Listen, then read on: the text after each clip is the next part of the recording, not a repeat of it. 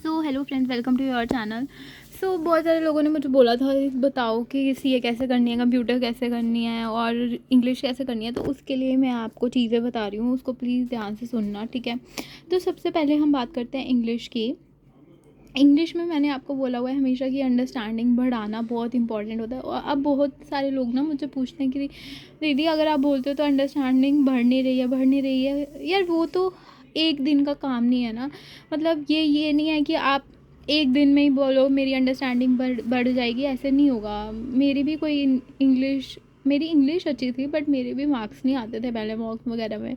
मेरे को भी समझ नहीं आती थी चीज़ें, तो फिर मैंने पढ़ना स्टार्ट किया। मैं रोज़ हिंदू का एडिटोरियल पढ़ती थी, सुबह पढ़ती थी, अब नहीं पढ़ती क्योंकि मेरे को मेरी अंडरस्टैंडिंग बन गई है चीज़ों को लेके, तो इसलिए मेरे को इतनी ज़्यादा ज़रूरत नहीं पड़ती। तो जिनको भी इंग्लिश में जिनके भी मार्क्स नहीं आ रहे हैं, प्लीज़ मैं आपको यही सजेस्ट करूँगी कि अपनी अंडरस्टैंडिंग इंक्रीज़ करो। अंडरस्टैंडिंग भी कैसे इंक्रीज़ करनी है, फॉर एग्जांपल मॉक आता है, मॉक में आरसी आता है ना, तो आरसी को ना क्वेश्चंस करने पे ध्यान मत दो। पहले पहले आप ध्यान दो कि आपको वो समझ आ रहा है आरसी की, उसमें क्या चीज़ें हैं, उसमें क्या बोला गया, उसका क्या कंक्लूजन निकल रहा है, इस इन चीज़ों का क्या मीनिंग है, वो सब चीज़ें आपको समझ आनी चाहिए। इसको बोलते हैं अंडरस्टैंडिंग। समझ में आ रही है?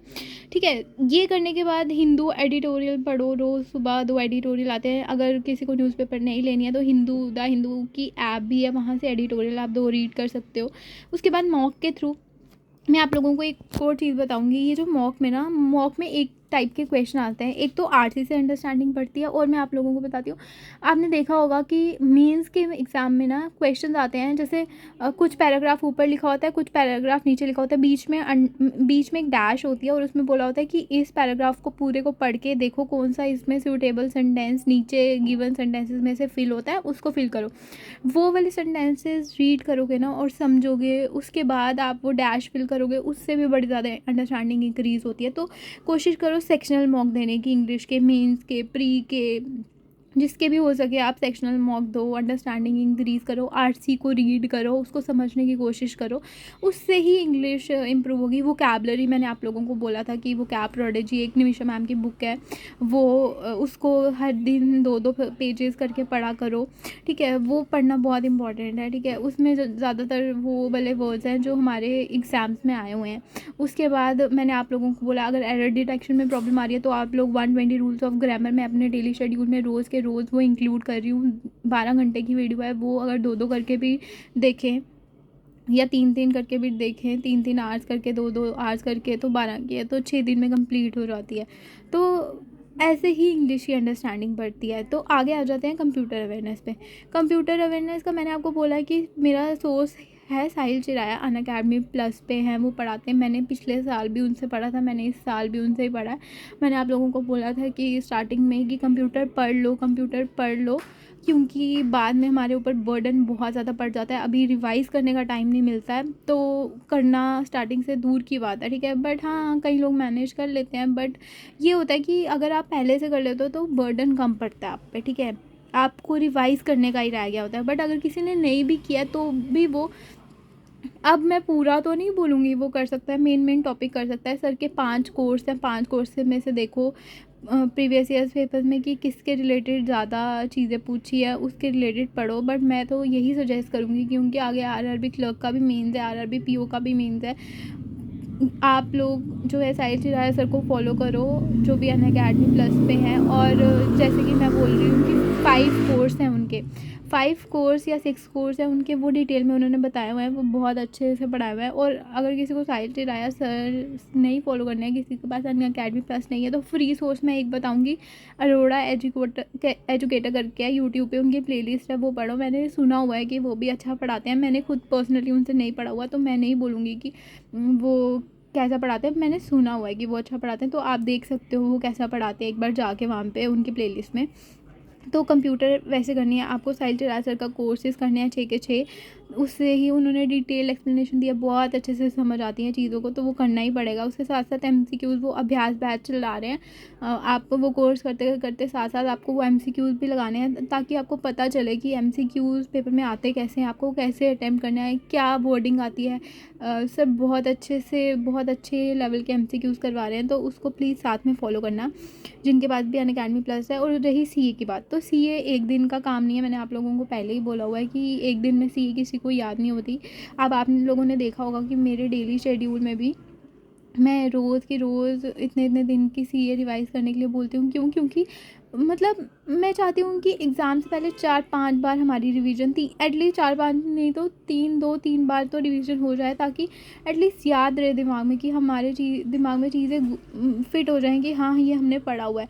और मैं ऐसी इंसान हूँ कि मुझे नहीं याद रहती चीज़ें बहुत जल्दी ना, ये डेट सीए वगैरह चीज़ें ये मुझे नहीं याद रहती, इसलिए मैं कोशिश करती हूँ मैं उसको 4-5 बार रिवाइज़ करूँ ताकि मेरे दिमाग में वो रहे। तो मैं डेली सीए पढ़ती हूँ।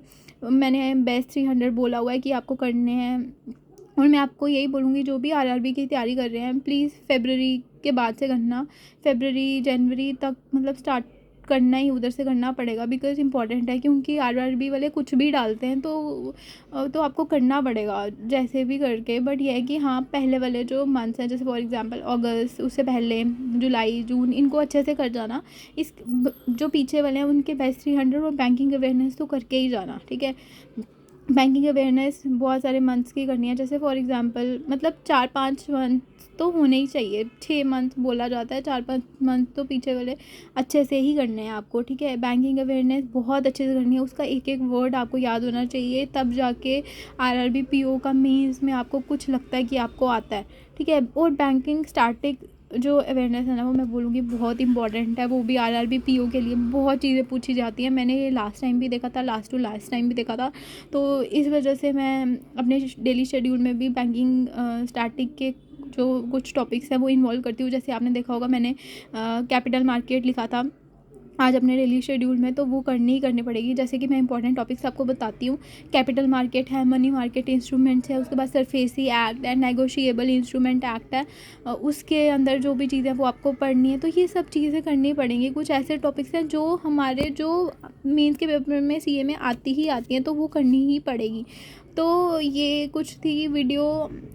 आप ये जो तीनों चीज़ें हैं ना, ये ऐसा नहीं है कि आपको एक दिन में ही हो जाती है, इसलिए बोला जाता है कि डे 1 से आपको ये चीज़ें स्टार्ट करनी है। और मैं झूठे किसी को वो नहीं बोलूँगी कि कोई इंसान नहीं कर सकता, कोई इंसान कर सकता है। जिसकी जितनी कैपेबिलिटी है ना, वो देखे, उसको मतलब उसको ऐसे अपना शेड्यूल प्लान करना पड़ेगा कि उसको करना ही पड़ेगा। क्योंकि आप लोगों को पता होगा कि 10 अगस्त में आरआरबी पीओ का मेंस है। मैं किसी की जगह होती जिसका ये सारा अभी पढ़ा हुआ होता और ये भी कंप्यूटर भी अवेयरनेस पढ़ा होता, तो मैं नहीं कर पाती। मतलब मुझसे नहीं होता इतने दिन में, मुझे ये याद ही नहीं रहती है डेली सीए, तो कैसे होता। बट ये है कि हाँ हर किसी की अपनी रिटेनिंग पावर होती है, किसी की ज़्यादा रिटेनिंग पावर होती है, तो वो कर सकता है आराम से। वो बस मतलब उसको ये होगा कि वो रीजनिंग और मैथ्स को छोड़ के इन तीनों पे फोकस करे, यही इन्हीं को पढ़े, तभी जाके ये कंप्लीट हो सकते हैं अभी, अदरवाइज़ ऐसे तो नहीं हो सकते। तो इसलिए मैं यही बोलती हूँ आप लोगों को कि हमेशा सब चीज़ों को साथ से में लेके चलो। और जिसने अभी नहीं किया, मैं उसको डरा नहीं रही, आप अपने पे विश्वास रखो और इसको कर सकते हो आप complete. So thank you for watching. और अगर आपके कोई डाउट्स हुए तो आप कमेंट सेक्शन में बता देना क्या क्या आपके डाउट्स हैं, तो मैं कोशिश करूँगी कि मैं उसके रिप्लाई कर पाऊँ। Thank you.